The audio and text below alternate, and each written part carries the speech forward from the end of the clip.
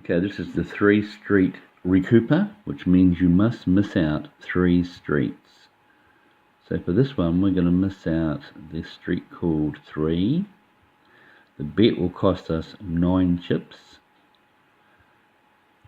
You win 3 chips when you win, and you lose 9 when you lose. But 3 wins gets back 1 loss. And this is only to finance another bet.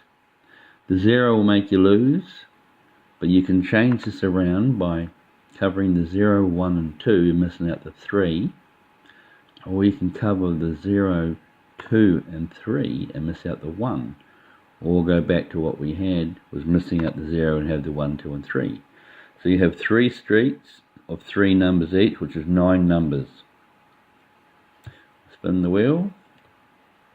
You won 12 chips. The bet cost you 9, so this means you won 3 extra chips. The whole point of this is figuring out ways of missing your 3 streets. But inside the app and below this, I'll give you a couple of ideas what you can use. This is just to finance a few chips for a different system.